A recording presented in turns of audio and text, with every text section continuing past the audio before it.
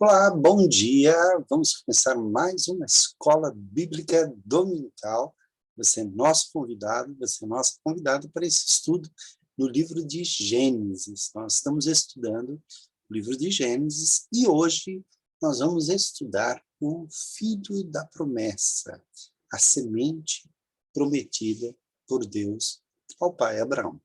Vamos orar, vamos colocar diante de Deus, pedir que o Senhor nos abençoe, pedir que o Senhor nos dê entendimento e nos ilumine nesse estudo da sua palavra. Oremos ao nosso Deus. Querido Deus, eu quero te agradecer pela tua graça, pelo teu amor, quero te agradecer pela tua presença, Pai, principalmente porque a tua palavra fala profundamente aos nossos corações. Que ao estudar este patriarca, nós possamos compreender aquilo que o Senhor tem para nós, a semente prometida que vai se concretizar na vida de Abraão através do seu filho, do nascimento do seu filho Isaque. Nós queremos te agradecer e te pedir que o Senhor nos ilumine, que o Senhor nos dê a luz necessária pelo teu Espírito para que nós possamos compreender a tua palavra, estudá-la e aprender. Ilumina aquele que está ministrando, ilumina aqueles que são ministrados através deste vídeo e através dessa nossa escola bíblica dominical virtual. Em nome e por amor de Jesus Cristo. Amém, Senhor. Amém. Queridos, eu quero convidá-lo a abrir a sua Bíblia lá no livro de Gênesis, mas nós estaremos a partir do versículo 21, nós temos a história de Isaque, principalmente a partir do texto que nós vamos ver no capítulo 24. Capítulo 24 será o nosso texto base de hoje, porque nós temos na vida de Abraão, de Isaque, duas fases. Até o momento em que ele se casa e a morte do seu pai, e depois que ele se casou, depois que a despedida de seu pai, várias histórias chegam ao fim, no capítulo 25. Nós temos uma segunda fase que nós estudaremos na semana que vem. Hoje, nós vamos estudar o nascimento, Isaque, filho da promessa. Filho da promessa. E nós vamos dar uma olhada aqui nos principais acontecimentos que antecedem e passam até esse momento em que Abraão se despede, porque nós temos essa justa posição de histórias no livro de Gênesis, quando você tem a história de Abraão, ela chega a um ponto culminante, aí você começa a história de Isaque, mas a história de Abraão ainda continua um pouco mais, até que ele desaparece da história, e aí você tem a história de Isaque até o nascimento dos seus filhos, que é Esaú e Jacó, e aí nós temos uma justa posição da história de Isaque com as histórias de Esaú e de Jacó, especialmente depois nós vamos ter a história de Jacó sendo contada até o momento em que no capítulo 37, um novo personagem dentre os seus filhos começa a assumir o protagonismo da história. Nós vamos ter a história de José sendo focalizada, enquanto isso a história de Jacó continua. Nós vamos acabar com a história de Jacó no capítulo de número 50, o último capítulo do livro de Gênesis. Então, olha só, para que a gente possa entender essa marcha dos acontecimentos, vamos lembrar que foi feita uma promessa a Abraão. Sai da tua terra, da tua parentela, e vai para a terra que eu vou te mostrar. Então, foi prometido uma terra, e foi prometido principalmente a primeira das promessas feitas a Abraão, há promessas que vão se acumulando e elas vão formando uma promessa muito maior, que faz parte desse pacto com Deus, através dos patriarcas. E no capítulo 12, nós temos a promessa de uma semente, da continuidade daquela promessa lá de Gênesis 3, versículos 15 e 16, onde Deus promete que a semente da mulher haveria de pisar a cabeça da serpente. Coincidentemente, todas as esposas dos patriarcas são acometidas de um mal, são estéreis. Nós temos o primeiro caso, que é o caso de Sarai. Ela vai ter toda uma história, e essa promessa dessa semente vai se cumprir justamente, né? Nós temos ali dos capítulos 12 até o capítulo 20, nós temos aí uma busca desta promessa, até que esta promessa acontece no capítulo 21 de Gênesis. Então, nasce Isaac. A história de Abraão continua. A gente tem algumas coisas aqui. Primeiro, depois de algum tempo, o irmão de Isaac, que nasceu antes dele, por uma tentativa de Abraão e de Sarai, de fazer com que a semente venha antes da hora e antes do tempo de Deus, ele nasce e ele permanece na casa até que Isaac vai ser circuncidado, e há uma festa pela sua circuncisão, e nesta festa, Sara pede a Abraão que envie, que mande embora o seu outro filho, porque ela não quer que haja uma convivência entre o seu filho e o filho da serva, que ela mesma foi a culpada de que esse filho existisse. Deus diz a Abraão para não temer, e Abraão despede o seu irmão. Então, nós temos, logo cedo, na vida de Isaac, uma perda. O seu irmão é mandado embora. Deus cuida desse irmão, Deus vai fazer desse irmão uma grande nação também, mas nós temos aí os ismaelitas, e nós temos aí uma perda, nós temos uma ruptura. Pois bem, logo em seguida, Deus, Abraão, faz um acordo com Abimeleque sobre uma questão de poço, e essa ideia, essa história de poço, de ter a posse de um poço, não quis fazer um trocadilho, mas ser dono de um poço era muito importante naquela época. Esses poços eram tão importantes que alguns deles funcionam até hoje. Eles são a única provisão de água em algumas regiões.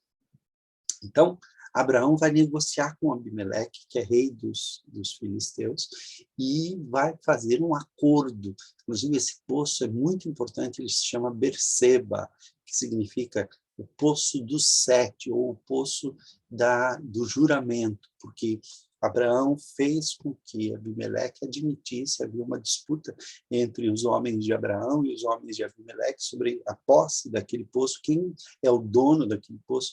E aí, então, nesse acordo de Abraão com Abimeleque, ele garante o suprimento de água para os seus pastores e para todos aqueles que estavam no seu clã. Então, nós vamos ter aí essa disputa ao redor do poço. Percebam que quando Ismael é mandado embora e Agar vai para o deserto, Deus faz nascer ali um poço, ao qual ele põe o nome de Beer Lahai Roi. Esse poço vai ser muito importante na história de Isaac, por isso ele está sendo mencionado aqui. E o poço de Berseba também, porque lá na frente nós vamos ter uma outra disputa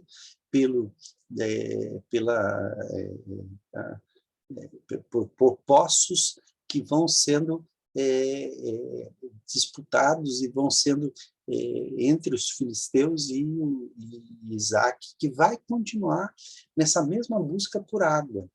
E a gente vai ver o temperamento de Isaac nessa questão. Pois bem, nós temos um fato marcante na vida de Isaac, nós não sabemos exatamente que idade ele tinha, né? Alguns dizem que ele já tinha 20 anos de idade, outros acham que ele era mais jovem, com certeza foi depois do seu bar mitzvah, quer dizer, depois que ele fez os 12 anos, 13 anos, que era comum o filho ter uma certa emancipação como alguém que leu a lei e nós sabemos que ele era entre jovem, entre pré-adolescente e adolescente.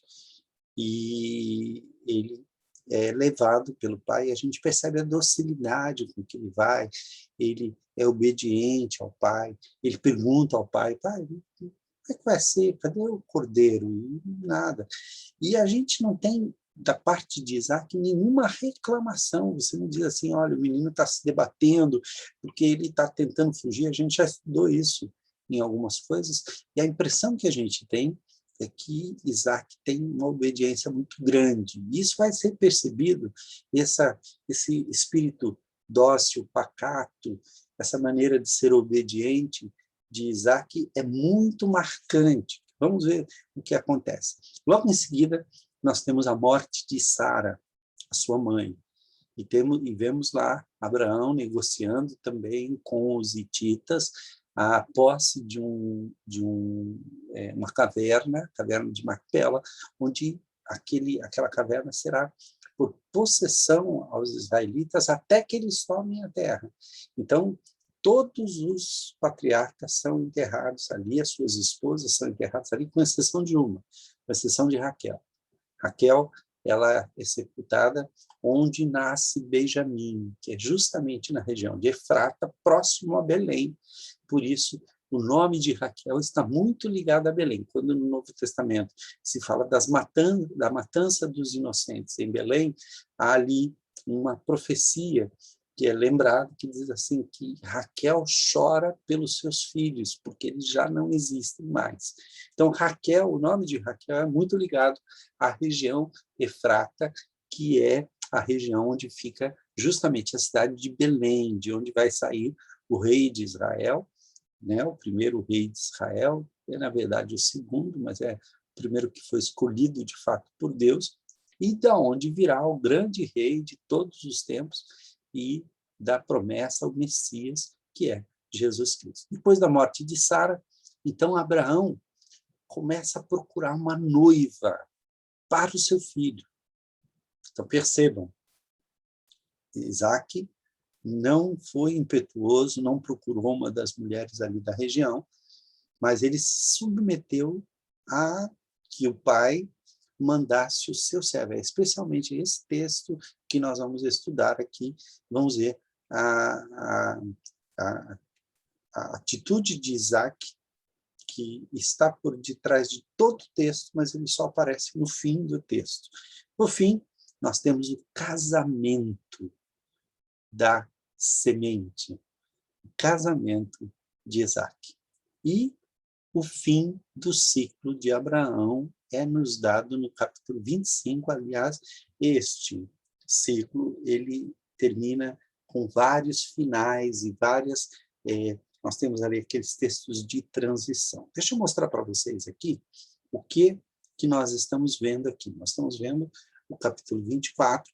Se a gente pegar e der uma olhada em retrospectiva aqui, vamos dar uma olhada apenas nos títulos e nós vamos... Deixa eu ver se eu tenho esses títulos aqui.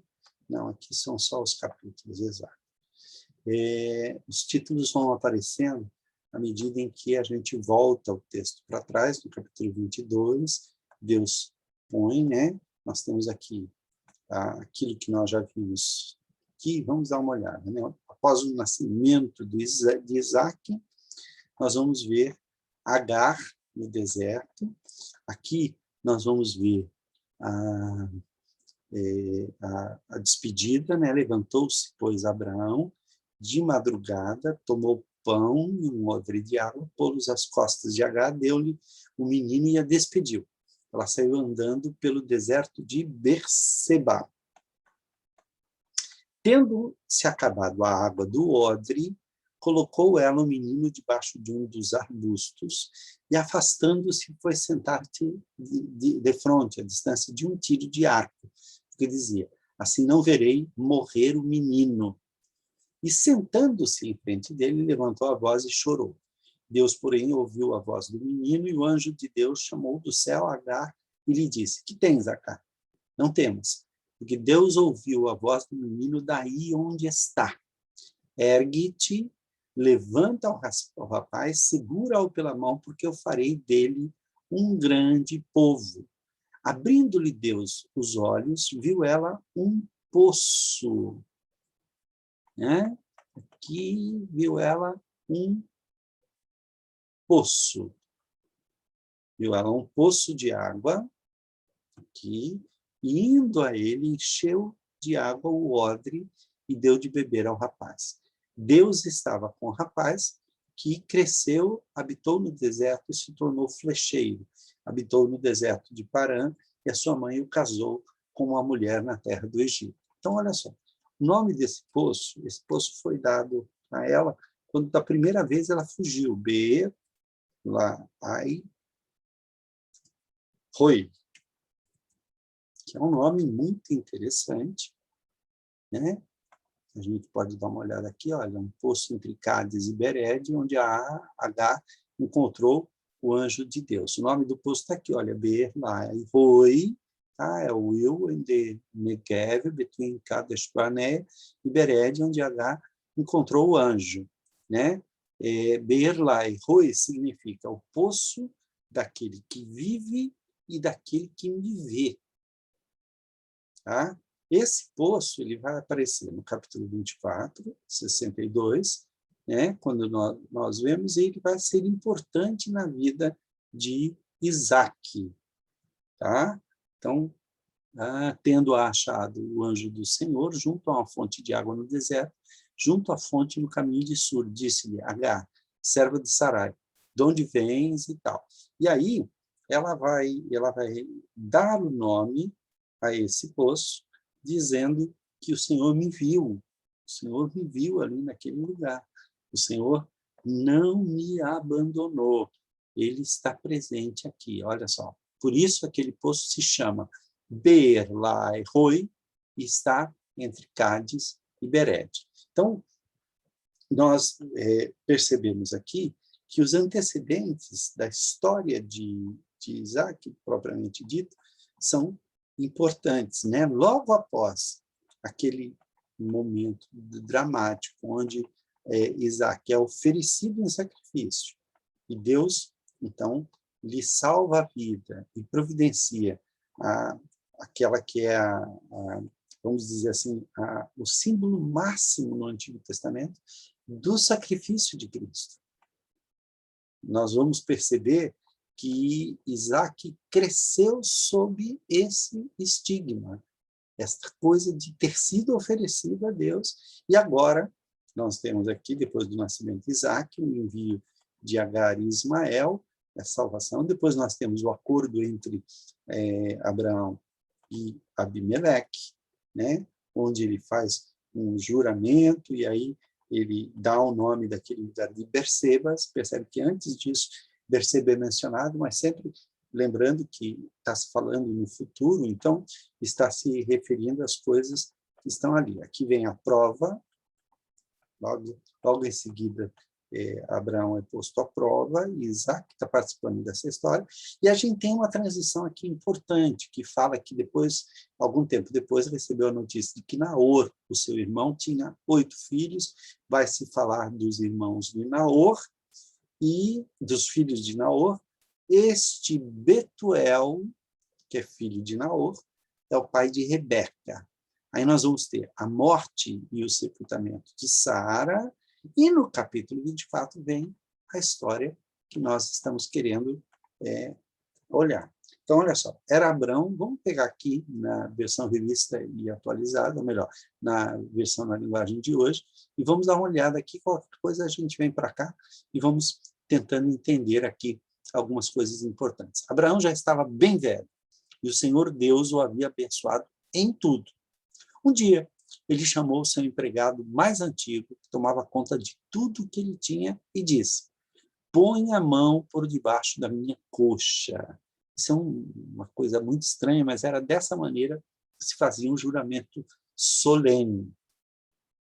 Era um juramento de comprometimento total. Então, põe a mão por debaixo da minha coxa e faça um juramento. Jure pelo Senhor, o Deus do céu e da terra, que você não deixará que o meu filho Isaque case com nenhuma mulher deste país de Canaã, onde estou morando. vá até minha terra e escolha no meio dos meus parentes uma esposa para Isaac. Para você ter uma ideia, Isaac já estava, nessa ocasião, perto dos 40 anos. Porque essa história, o casamento de Isaac, ocorre quando ele tem 40 anos. Os textos logo em seguida vão dizer que ele casa com 40 anos. Não é comum isso. Normalmente um jovem casa em Israel entre 25 e 30, as mulheres casam muito mais cedo, mas nesse caso em especial, você vê que Abraão, eu imagino que Abraão deve ter segurado demais. Quando você quase perde o filho, você acaba tratando e tal. Há uma outra coisa que vai dizer no final desse capítulo, que vai dar uma ideia de que Isaac era muito ligado à sua mãe. Muito ligado à sua mãe. E essa ligação talvez o tenha impedido de tomar um passo, de tomar uma decisão. Normalmente, o filho dele vai fazer o mesmo caminho que o servo fez em busca de uma esposa, mas é o filho quem vai. No caso de Isaac, não. No caso de Isaac, é o servo chamado Eliezer. Eliezer. Então, olha o que ele diz aqui: vá até a minha terra, que era lá no norte de onde Abraão tinha vindo, onde, vamos lá, não quero que ninguém não se case com nenhuma mulher dessa terra de Canaã onde estão morando. Vá até a minha terra, escolha no meio dos meus parentes uma esposa para Isaque. O empregado perguntou: e o que é que faço se a moça não quiser vir comigo? Devo levar o seu filho de volta para a terra de onde o senhor veio? E aí Abraão respondeu: não, não faça o meu filho voltar para lá, de jeito nenhum. Eu fico pensando, por que Abraão fez isso? Por que Abraão trazia Isaac sob esse controle tão grande? Será que ele tinha medo de que o filho renegasse as promessas que Deus havia feito a ele? Nós ainda não temos nenhum texto onde a promessa é reafirmada a Isaac.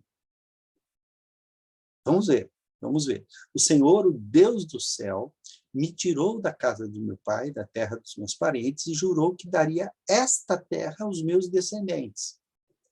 Então, Abraão está querendo garantir que aquela terra seja dada ao seu descendente. Ele vai enviar o seu anjo para guiá-lo, e assim você conseguirá arranjar uma mulher para o meu filho. Se a moça não quiser vir, você ficará livre desse juramento. Porém, não leve o meu filho de volta para lá de jeito nenhum. Capítulo 7, versículo 7, diz assim: o Senhor Deus do céu, que me tirou da casa do meu pai e da minha terra natal, e que me falou e jurou, dizendo: a tua descendência darei essa terra, ele enviará o seu anjo, que há de te preceder, e tomarás lá a esposa para o meu filho. Caso a mulher não queira seguir-te, ficarás desobrigado do teu juramento. Entretanto, não levarás para lá meu filho. Com isso, pôs o servo a mão por baixo da coxa de Abraão, seu senhor, e jurou fazer segundo o resolvido. Duas coisas que eu quero chamar a atenção aqui. A primeira delas é esse cuidado de Abraão e o fato de que, meu Deus, se alguém estivesse planejando o meu casamento, estivesse procurando uma esposa para mim, eu ia estar perto o tempo todo. Eu ia dizer: peraí, eu quero ir, eu quero saber. Mas Isaac não era assim. Isaac tinha um espírito manso, ele aceitava as coisas com mansidão. A gente vai ver essa ação de Isaac muito presente daqui para frente. Bom, Eliezer saiu também com uma garantia: se ela não quiser vir, estás desobrigado. É muito interessante porque não se fala, no caso de Abraão, e vocês vão ver lá na frente, que o servo conversa com o pai, principalmente com o irmão de Rebeca, um personagem importante, porque ele aparece aqui, e ele vai aparecer depois na história do filho de Rebeca, é Labão. Labão, que é irmão de Rebeca, depois vai ser o pai de Raquel e de Lia, várias vezes ele vai fazer coisas enganando a Jacó, mas aqui ele já aparece com a sua personalidade marcante, muito marcante a personalidade de Labão. Ele é uma pessoa que está sempre de olho em tudo que diz respeito a riquezas e tal, é uma pessoa que tem sede de riqueza, e é ele quem negocia o casamento de Rebeca. Mas existe uma coisa interessante, a vontade dela é levada em consideração. A vontade de Rebeca não é desprezada. Então, se a moça não quiser vir, está desobrigada. Então, essa é uma característica interessante aqui. E tudo ficou, então, resolvido. Versículo 9, então, o empregado pôs a mão por debaixo da coxa de Abraão e jurou que faria o que ele havia ordenado. 10. Em seguida, o empregado pegou 10 camelos de Abraão. Gente, camelo leva muita coisa. Camelo é o caminhão de transporte do deserto. Você pegar 10 camelos e uma porção de presentes, e é uma caravana. É uma caravana, é uma coisa muito grandiosa. Tomou o servo 10 dos camelos do seu senhor, e levando de todos os bens dele, levantou-se e partiu rumo da Mesopotâmia para a cidade de Naor. O caminho fazia aquele arco, subindo primeiro para Arã, para ir em rumo da Mesopotâmia. Não se fazia o caminho reto por causa do deserto, uma região extremamente difícil de atravessar. Ninguém fazia isso. O que eles faziam era justamente o caminho das caravanas, e eles foram até a terra de Arã, lá em cima. E lá onde hoje é a Síria, eles estiveram, ele foi buscar a família de Abraão, ok? Então, olha só, foi para a cidade de Naor, seu irmão. Por que Naor aparece ali no finalzinho da história? Aquela ó, bem aqui, nós vamos ter antes da morte de Sara, olha aqui, está dizendo aqui a descendência de Naor. Então, Naor é retomado aqui justamente por causa, após a morte de Sara, Abraão, então, resolve pensar na descendência de seu filho. E ele vai fazer todo esse preparativo para que Eliezer vá e não deixe, não fique ele sem semente. Vamos aqui no versículo 10. Onde que está? É aqui. Tomou o servo, né? Versículo 10. Tomou o servo dos 10 camelos do seu senhor e, levando consigo de todos os bens dele, levantou-se e partiu rumo da Mesopotâmia, para a cidade de Naor. Fora da cidade, fez ajoelhar os camelos junto a um poço de água. Quando ele chegou lá, havia um poço, e os poços aí são importantes, né? À tarde, hora em que as moças saem a tirar água. E disse consigo, ele estava orando: ó Senhor, Deus de meu senhor Abraão, rogo-te que me acudas hoje e uses de bondade para com o teu servo, para com meu senhor Abraão. Eis que estou ao pé da fonte de água, e as filhas dos homens desta cidade saem para tirar água. Dá-me, pois, que a moça a quem eu disser, inclina o cântaro para que eu beba, e ela me responder, bebe, e darei ainda de beber aos teus camelos, seja a que designaste para o teu servo Isaque. E nisso verei que usaste de bondade para com meu Senhor. Meus irmãos, Eliezer está fazendo aqui uma oração extremamente ousada. Lembra que ele pegou 10 camelos? Cada camelo, meu irmão, minha irmã, bebe cerca de 80 litros de água. Você sabe o que é dar de beber para uma caravana de 10 camelos, são 800 litros de água. O que Isaac está pedindo é uma mulher capaz de se oferecer voluntariamente, sem que ele peça, porque ele vai pedir só água para ele. E ela, a contrapartida, a contrassenha que ele está pedindo a Deus é algo extraordinário. Qual é a mulher que vai dizer, escuta, eu vou te dar água, vou dar água para os seus camelos também. 800 litros de água, gente. Não é brincadeira. Ele estava querendo, era uma engenheira, uma mulher fantástica. Então, olha o pedido. Nisso verei que usaste de bondade para com o meu Senhor. Pois bem, falava ele, considerava ele ainda, né? Estava orando ele ainda, quando saiu Rebeca, filha de Betuel, filho de Milca, mulher de Naor. Então, era neta de Naor, filha de Betuel, irmão de Abraão, é Naor, irmão de Abraão, trazendo um cântaro ao ombro. A moça era muito formosa de aparência, virgem, a quem nenhum homem havia possuído, não precisava explicar.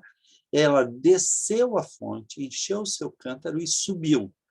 Então o servo saiu-lhe ao encontro e disse, dá-me de beber um pouco da água do teu cântaro. Ele não sabia quem ela era. Ela respondeu, bebe, meu senhor. E prontamente, baixando o cântaro para a mão, lhe deu de beber. Acabando ela de dar a beber, disse, tirarei água também para os teus camelos, até que todos bebam. E apressando-se em despejar o cântaro no bebedouro, correu outra vez ao poço para tirar mais água, tirou-a e deu-a a todos os camelos. O homem a observava em silêncio, atentamente, para saber se teria o Senhor levado ao bom termo a sua jornada ou não. Bom, a essa altura ele já devia saber, né? Porque imagina, uma moça linda, virgem, ele ainda não sabia que era parente de Naor, mas o sinal que ele pediu foi concedido. Ele pediu água e ela não somente tirou água para ele, deu-lhe de beber, como também deu a descedentar os seus camelos. E, com certeza, isso envolveu também as outras pessoas que estavam na caravana, porque você não leva 10 camelos sozinho. Você tem que levar muita gente com você para cuidar dos camelos. E para questão de segurança, ele está levando ali muita riqueza. Então, nós temos aqui um momento de oração. Nós vemos uma mulher extraordinária, bonita, bonita. Como é que não tinha casado ainda? Uma mulher trabalhadora, uma mulher que tinha esse espírito hospitaleiro, ela encarnava bem a hospitalidade dos povos. Então, percebam que Deus está trabalhando para que Isaac tenha uma descendência. Tendo os camelos acabado de beber, tomou um homem um pendente de ouro de meio ciclo de peso, né? Olha aqui, pesava 6 gramas, e colocou no nariz dela. Era uma maneira, você coloca por aqui, pendurado aqui sobre o nariz. É muito comum os povos orientais usarem, as mulheres usarem esse tipo de adorno, né? O peso de 10 ciclos de ouro. E lhe perguntou, de quem és filha? Peço-te que me digas, haverá em casa de teu pai lugar em que eu fique e a comitiva? Ela respondeu, sou filha de Betuel, filho de Milca, a qual ela deu à luz a Naor. E acrescentou, temos palha e muito pasto, lugar para passar a noite. Então se inclinou o homem e adorou ao Senhor. E disse, bendito seja o Senhor, Deus de meu senhor Abraão, que não retirou a sua benignidade e a sua verdade do meu senhor. Quanto a mim, estando no caminho, o Senhor me guiou à casa dos parentes de meu senhor. Notem que nós vemos aqui claramente a direção de Deus para que a mulher que Deus escolheu chegasse até Isaac. Mas ela ainda precisa receber a proposta. Tá? E a moça correu e contou aos da casa de sua mãe todas as coisas. Ora, Rebeca tinha um irmão, deixa-me pegar aqui, versículo 29, e aí se introduz um novo personagem. Ora, Rebeca tinha um irmão chamado Labão. Este correu ao encontro do homem junto à fonte. Quando ele viu o pendente que a irmã havia recebido e a história, ele deve ter pensado, bom, tem um bom negócio aí a caminho. Pois quando viu o pendente, está aqui, olha, e as pulseiras nas mãos da sua irmã, não foi só o pendente, tendo ouvido as palavras de Rebeca, sua irmã, que dizia, assim me falou o homem, foi Labão ter com ele, o qual estava em pé junto aos camelos, junto à fonte. E lhe disse, entra, bendito do Senhor, porque estás aí fora, pois já preparei a casa e o lugar para os camelos. Então, ele assume o protagonismo, e essa é uma outra característica que a gente vai encontrar na história dos patriarcas. A partir de Isaac, o próprio Jacó, nós vamos ver nestas questões que dizem respeito aos casamentos, aos acordos, os irmãos negociando muito mais do que o pai. Claro que no caso de Abraão, ele vai negociar com o próprio pai, que é o próprio Labão, né? Mas os seus filhos, quando há uma questão com Diná, uma das suas filhas, quem resolve a questão, quem trata tudo, são os irmãos mais próximos. Depois nós vamos ver essa questão. Isso, a gente está falando de uma sociedade patriarcal, mas essa sociedade também é chamada fratriarcal, porque os irmãos têm voz e têm palavra, principalmente nessas questões de casamento. Pode ser também que Naor, Betuel, no caso, não tivesse talvez com muito mais idade e tal, então quem vai tratar das coisas é Labão. A gente percebe que Labão tem uma certa iniciativa, principalmente quando ele vê ouro. Quando ele vê prata, quando ele vê ouro, ele fica completamente fora de si. Ele vai e chama o homem, então, versículo 32, fez entrar o homem descarregando-lhes os camelos e lhe deram forragem e pasto. Deu-se-lhe água para lavar os pés e também os homens que estavam com ele. Diante dele puseram comida, porém ele disse, não comerei enquanto não expuser o propósito a que venho. Labão respondeu, dize. Então, diz, sou servo de Abraão. Notem, deixe-me puxar isso aqui para baixo, né, para a gente poder... Está aqui.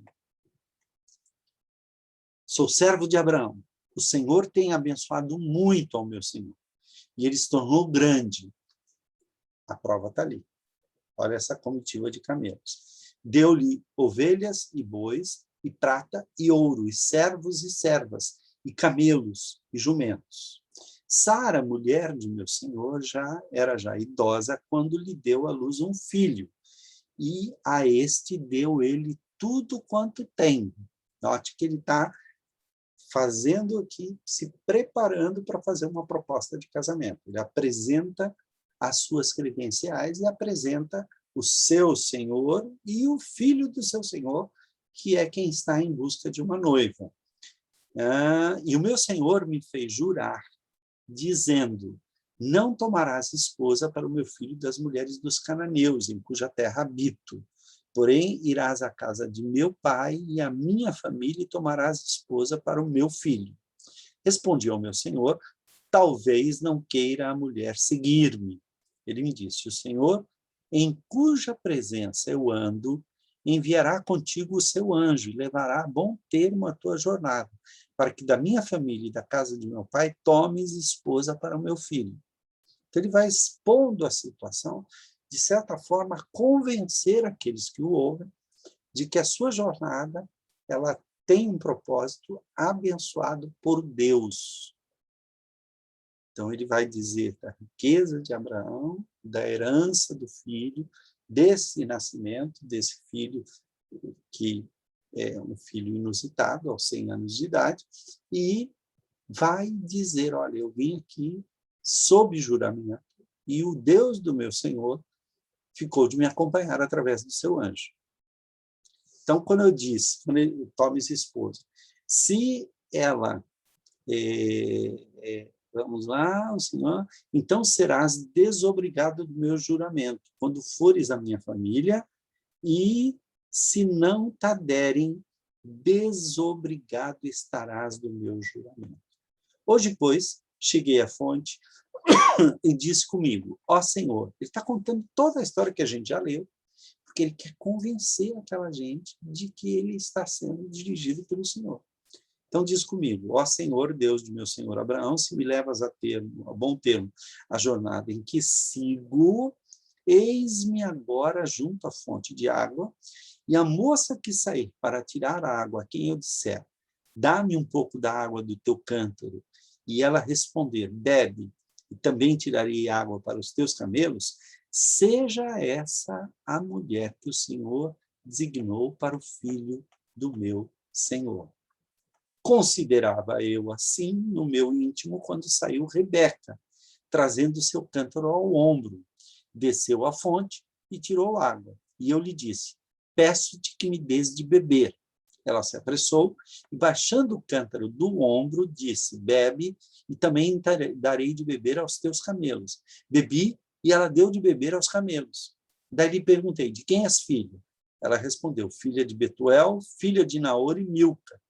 Então lhe pus o pendente no nariz e as pulseiras nas mãos.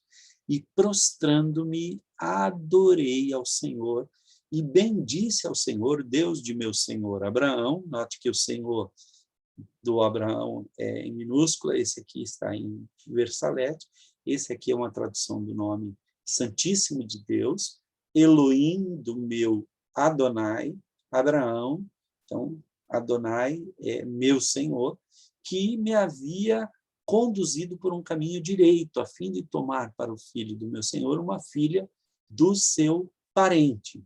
Agora, pois, se a vez de usar de benevolência, de verdade para com meu Senhor, fazei-nos saber. Senão, declarai-mo para que eu vá ou para a direita ou para a esquerda. Então, ele vai demandar uma resposta antes de comer. Então, responderam Labão e Betuel. Isso procede do Senhor. Nada temos a dizer fora da sua verdade.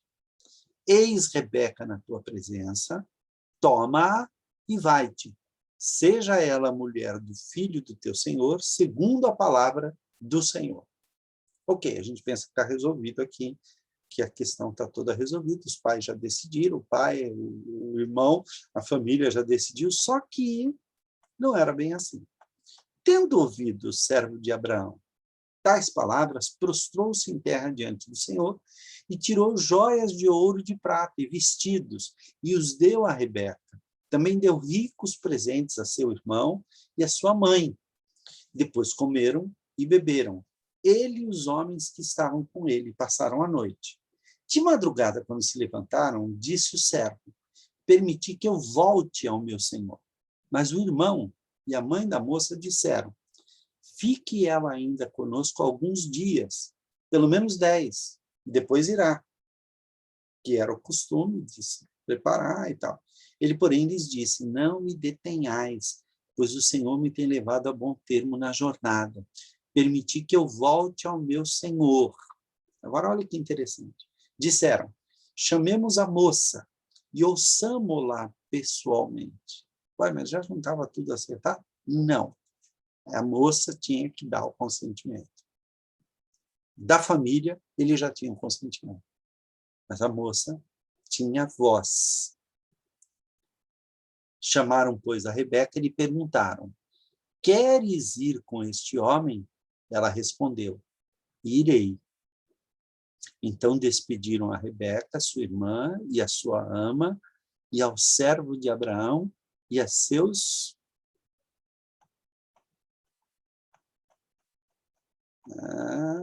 vamos lá. Então, despediram Rebeca, sua irmã, e a sua ama. Ela foi com a sua ama, e ao servo de Abraão e aos seus homens. Abençoaram a Rebeca e lhe disseram: és nossa irmã, sê tua mãe de milhares, e que a tua descendência possua a porta dos seus inimigos. Então se levantou Rebeca com as suas moças, porque foi uma comitiva com ela, e montando os camelos, seguiram o homem. O servo tomou a Rebeca e partiu. Pois bem, nós temos agora o encontro de Isaac, mas eu queria só mostrar para vocês algumas coisas aqui. Então, a procura de uma noiva. Nós temos essa ilustração. Rebeca devia ser uma mulher realmente muito formosa, diz o texto. Olha o que diz: um dia ele chamou o seu empregado mais antigo, tomava conta de tudo que ele tinha e disse: põe a mão por debaixo da minha coxa e faça um juramento. Jure pelo Senhor, o Deus do céu e da terra, que você não deixará que meu filho Isaque case com nenhuma mulher deste país de Canaã, onde estou morando. Vá até minha terra e escolha no meio dos meus parentes uma esposa para Isaque. Nós temos aqui um servo com uma tarefa difícil. Como é que ele se desobriga dessa tarefa? Em primeiro lugar, com juramento, ele se certifica de tudo aquilo que o seu senhor está lhe pedindo, vê os obstáculos e as dificuldades que ele poderia enfrentar caso a moça não queira vir, e obtém do seu senhor a certeza de que eu vou fazer tudo o que for possível, mas se a moça não quiser vir, Abraão disse: você está desobrigado do seu juramento. Ele vai no caminho, ele se prepara para mostrar a riqueza e a prosperidade de Abraão aos seus parentes. Então, ele leva 10 camelos cheios e com muitos presentes, com muitas riquezas para mostrar: olha, nós estamos aqui e o meu Senhor não é qualquer um, não. Ele ora a Deus. E isso é algo que eu acho fantástico, porque nós temos aqui um casamento arranjado, né? Um casamento arranjado. Mesmo assim, é feito debaixo de oração. E aí, ele vai propor a Deus uma prova muito difícil. A moça que eu pedir água e der água aos meus 10 camelos, e a comitiva que está comigo, que essa seja a moça. Deus o faz ir, como ele diz, um caminho reto, na retidão. Ele faz ir no caminho certo. É um caminho que mostra justamente que a mão e a direção de Deus estão muito claras. Rebeca percebe isso e ela resolve ir de boa vontade. Ela percebe que ela está entrando numa família que leva as coisas de Deus a sério. O irmão vê as vantagens disso, ele sai com presentes também, a própria família. E aí, quando ele volta, nós vamos perceber Isaac no encontro, né? Esse encontro, vamos dar uma olhada como é que o texto descreve esse encontro. Para mim, esse encontro de amor aqui é uma das coisas mais extraordinárias da Bíblia. Diz assim: ora, Isaac vinha de caminho de Beer Lahai Roi, quer dizer, o poço daquele que vive, daquele que está aqui e me vê. O que ele foi fazer lá? Diz o texto, né, porque ele habitava na terra de Negev, e saíra Isaac a meditar no campo. Eu acho que ele foi orar. Se o servo do meu pai tivesse ido atrás de uma mulher para mim, eu ia estar de joelho, pedindo a Deus misericórdia, que ele pudesse achar a mulher certa, aquela mulher que Deus escolheu para mim. Então, nós temos esse encontro de Rebeca e Isaac cercado de oração. Abraão certamente estava falando com Deus. E Eliezer, o servo, certamente orou, e nós temos um relato disso. E Isaac estava vindo justamente daquele poço que foi importante na vida do seu irmão, salvou a vida do seu irmão. E lá naquele poço, ele toma, tira momentos de meditação para estar diante do Senhor. Sair Isaac a meditar no campo, ao cair da tarde, erguendo os olhos, viu, e eis que vinham camelos. Também Rebeca levantou os olhos e, vendo a Isaac, apeou do seu camelo e perguntou ao servo: quem é aquele homem que vem pelo campo ao nosso encontro? Ela desconfiou. Aqui já tem uma coisa, uma atração. É o meu senhor, respondeu. Então tomou ela o véu e se cobriu, porque o encanto das mulheres estava justamente nessa cobertura onde somente os olhos ficavam à vista. Percebam que existe aqui um jogo de não se revelar, de se mostrar aos poucos. E essa cena aqui mostra bem, né? O Isaac aqui está meio de boca aberta aqui, olhando aquela mulher maravilhosa, que de repente se levantou e vem na direção dele, e ele vai conversar com Eliezer. Diz aqui, olha só. Também Rebeca levantou os olhos e, vendo Isaac apeou do camelo, perguntou ao servo: quem é aquele homem que vem pelo campo ao nosso encontro? Ele responde: ao meu senhor, respondeu. Então tomou ela o véu e se cobriu. O servo contou a Isaac todas as coisas que havia feito. Ele contou a história inteira. Enquanto isso, ele olhava para Rebeca. E Rebeca olhava para ele e abaixava os olhos. Isaac conduziu até a tenda de Sara, mãe dele. Tomou a Rebeca. E esta lhe foi por mulher. Ele a amou. E assim Isaac foi consolado depois da morte da sua mãe.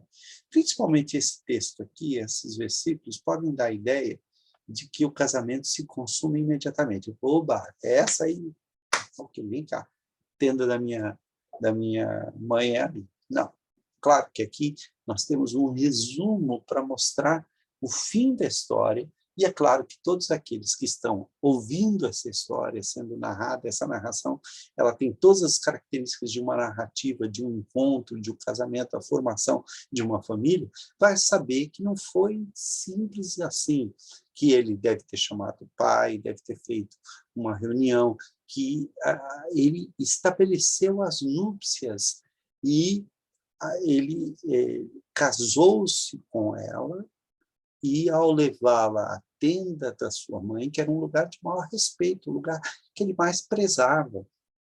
E diz o texto que ele foi consolado depois da morte da sua mãe. A gente percebe que Isaac tinha pela mãe um amor muito grande, e que a morte da sua mãe foi mexeu com ele, e ele se sente, então, suprido, consolado. A palavra consolado aqui é uma palavra interessante, né? A palavra hebraica é um verbo que se diz aqui no caso de consolo, né?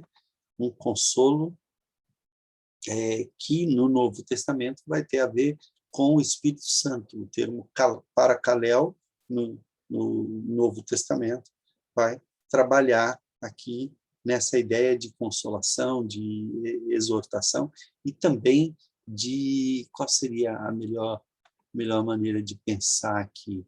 Seria de dar ânimo. Olha, essa mulher é a mulher que veio suprir aquilo que estava me faltando na minha vida, aquilo que estava faltando no meu coração. Então, vamos lá, deixe eu achar, está aqui. Então, ele foi consolado, e aqui nós temos o final dessa história, né? Após isso, nós vamos ter os descendentes. Abraão casa ainda novamente, olha só, né? Consolado depois da morte da sua mãe, né? Desposou Abraão outra mulher, chamava-se Quetura, ela deu à luz Azinran, Joksã, Medã, Midian, Isbaque e Suá. E aí vem toda uma descendência, né? Os filhos de Midian foram tal, tal, tal, e Abraão deu tudo o que possuía a Isaque, porém, aos filhos das concubinas que tinha, deu ele presentes e, ainda em vida, os separou de seu filho, enviando-os para a terra oriental. Estou falando aqui do Isaque, mas está falando desses outros filhos aqui. E aí ele morre, né? Foram os dias da vida de Abraão, 175 anos. Abraão expirou, morreu em ditosa velhice, avançado em anos, e foi reunido ao seu povo. Sepultaram Isaque e Ismael, seus filhos, na caverna de Macpela, no campo de Efron, filho de Zoar, o Eteu, fronteiro a Manre, o campo que Abraão comprara aos filhos de Et. Ali foi sepultado Abraão e Sara, sua mulher. Depois da morte de Abraão, Deus abençoou seu filho Isaque. Isaque habitava junto a Beer-Laai, Roi. Esse poço é de importância capital para Isaque.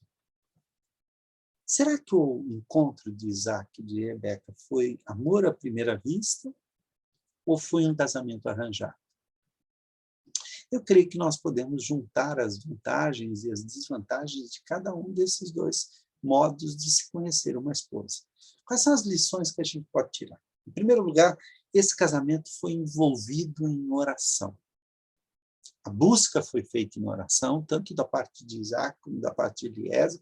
Provavelmente, embora a Bíblia não diga, Abraão, a própria Rebeca deve ter meditado durante aquela noite, deve ter pedido orientação de Deus. A gente percebe o seguinte, olha, temos a oração do servo, né? E o Isaac, que vinha do caminho de Beer-Lahai, ele saíra meditar no campo, e a gente vê isso. A gente vai ver depois que a oração vai fazer parte do dia a dia, porque 20 anos depois, Rebeca ainda não havia concebido, e Isaac orou durante 20 anos para que sua mulher desse à luz. Isso será tratado na semana que vem.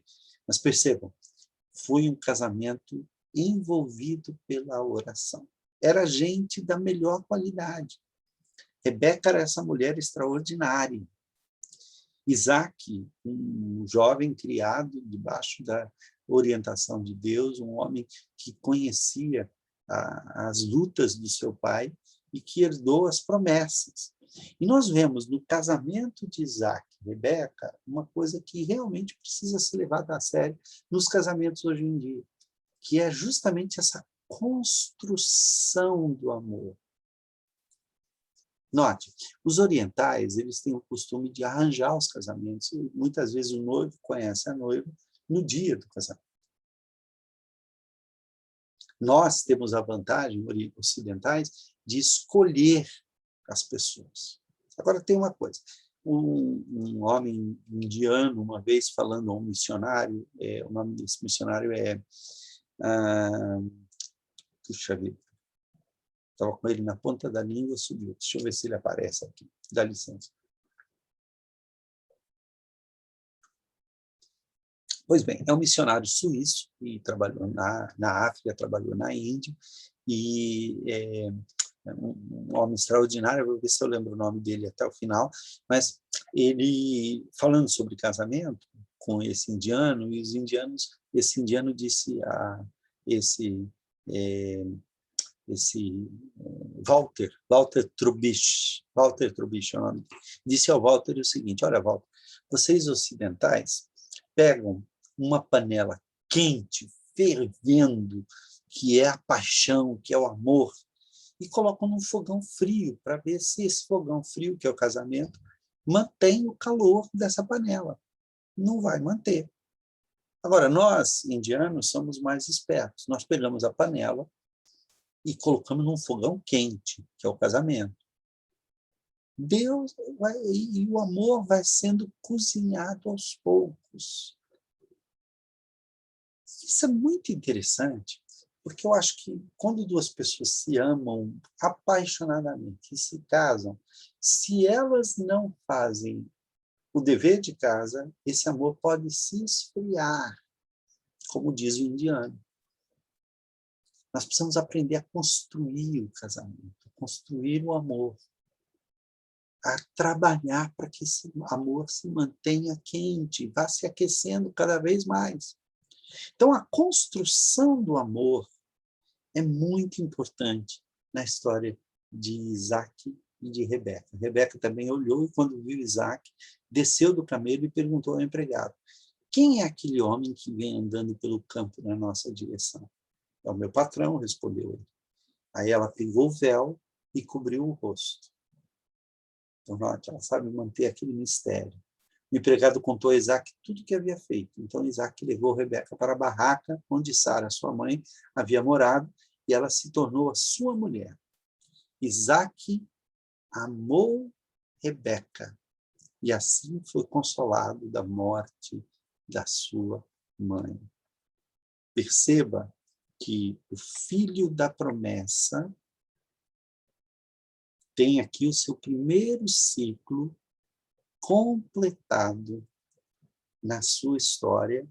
Deus lhe providenciou esposa, e nós temos aí o fim do ciclo de Abraão e o começo do ciclo de Isaac, com seu casamento. Tinha Isaac 40 anos quando se casou, mas isso é história da próxima semana, e nós vamos conversar um pouco mais sobre as características e como Deus agiu na vida deste homem. Nós vemos aqui uma providência muito importante. A promessa a Abraão era: em tua semente serão benditas todas as famílias da terra. Na verdade, em ti serão benditas todas as famílias, e tu terás um descendente. Esse descendente é a semente prometida. Mas se essa semente, o filho da promessa, não encontrasse uma mulher, pararia ali a promessa. Então, nós temos a provisão para a continuidade da promessa feita pelo próprio Deus. E Abraão vem a se casar, então, com 40 anos de idade, mas Rebeca também era estéril, assim como a sua sogra. Até semana que vem, se Deus quiser, que Deus abençoe a sua vida através desse estudo.